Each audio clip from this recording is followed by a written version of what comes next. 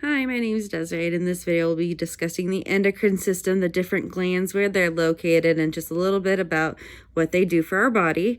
To start off, let's look at a picture. Mine is not very anatomically correct, but it will do. First, we will start with the hypothalamus. That one is located in the brain.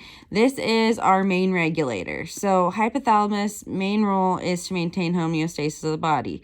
How it does that, it can release a lot of these hormones up here.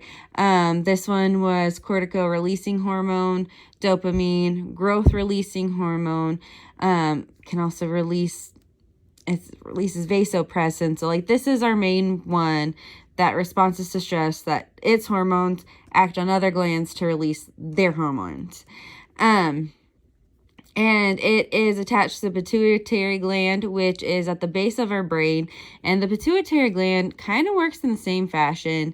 It has a lot of different ones. In the anterior portion of the pituitary gland, it releases growth hormones, luteinizing hormones, follicle-stimulating hormones, prolactin, thyroid-stimulating hormones, and adrenocorticotropic hormone.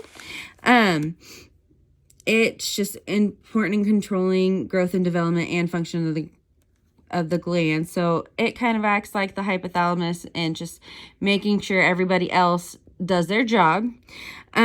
Still up here is the pineal gland or pineal gland, however you want to say it. Its main hormone it releases is melatonin, and melatonin is important for our circadian rhythm or that sleep-wake cycle. Next, we will have the thyroid gland. Thyroid glands, two of the main hormones are what kind of set our metabolism. Like it's in control of how many calories we eat, and that's the T3 and T4. It also releases calcitonin, which is important in keeping blood calcium levels intact in our body, or just kind of in check. Another gland that works on that is a parathyroid gland. So the parathyroid gland is behind the thyroid here. Its main one that it releases is parathyroid hormone. That parathyroid hormone works to release calcium in the bone. If you have a dysfunction on it, it can really make you susceptible for fractures and everything because it's trying to get too much calcium out of your bones, and then the calcitonin is the one that kind of tries to put that back in your bones. Lower in the body, we have the thymus, and the thymus is bigger when we're children because when we're children, our bodies most of the time get infected and have new responses to outside sources. So thymus is very important in immunity and in the production and differentiation of white blood cells to protect our bodies from sickness. Those hormones, you can think of them as thymosin.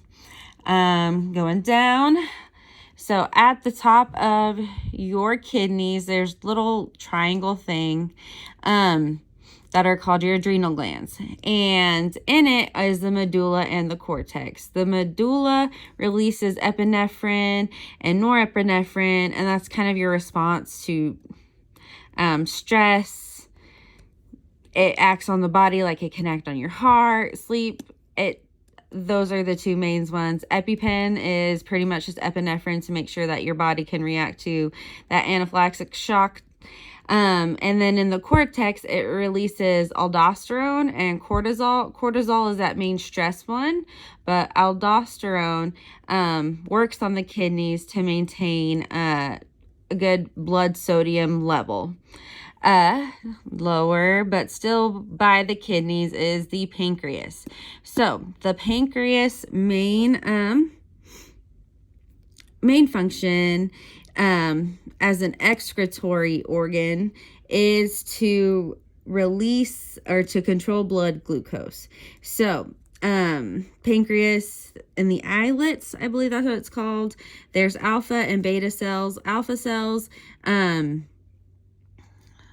the ones responsible for glucagon and insulin. That's what beta cells produce. Glucagon, I believe, stores the sugars.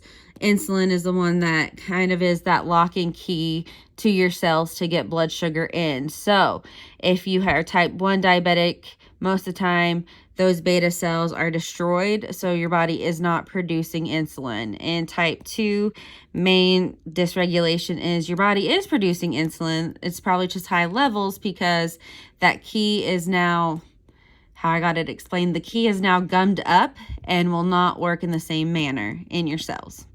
And then last glands we have to talk about are the ovaries and testes, which are just our reproductive glands. So in women, we have ovaries that releases the estrogen and progesterones. And then in males, we have the testes, which release that testosterone. Trying to make sure I don't forget anything. All right, so spoke about all those glands and just kind of a basic function of what they are. Now on to the positive and negative feedback loop. So, in a negative feedback loop, I'll talk about temperature. So we're going to say the middle here is that normal body temp. If that body temp starts to rise, the thermoreceptors will send signals to the hypothalamus that says, hey, buddy, we're too high. We need to get this back under control. So then the hypothalamus sends effectors to the sweat glands and to your blood vessels to dilate, and then the sweat glands to secrete sweat so that we can cool down. And that response is that the body heat is lost. So back at that normal body temp, if we start to go too low, that stimulus is the dropping. The thermoreceptors send it again to the hypothalamus. And there's two pathways that we can respond to low body heat is either we constrict the blood vessels so that, because, you know, when it was too hot, we dilated them so heat would leave. In this one, we would constrict the blood vessels so that it would come back up. And then we go to normal body temp. But if that is dropping too much, too fast, the hypothalamus then will send signals for involuntary muscle contraction. So our effector is like the muscle activity is generating the heat with shaking, and then that body heat, so that the response is body heat is conserved and that we end up back at the normal body temp. And then in a positive feedback loop, main thing you need to know there is just amplifying or increasing the occurrence of events. So like when you're having a baby, we'll start here. So the head of the baby is pushing against the cervix. Well, once that cervix kind of sends those signals back to the brain, the nerve impulses will get transmitted back to the brain. Then the brain will stimulate the pituitary gland to release oxytocin. And once oxytocin is carried to the uterus, then it would stimulate the contraction, so pushing baby forward to where it's hitting the head of the baby is hitting the cervix again. So then it just keeps amplifying those reflexes so that we can deliver the baby. Thank you.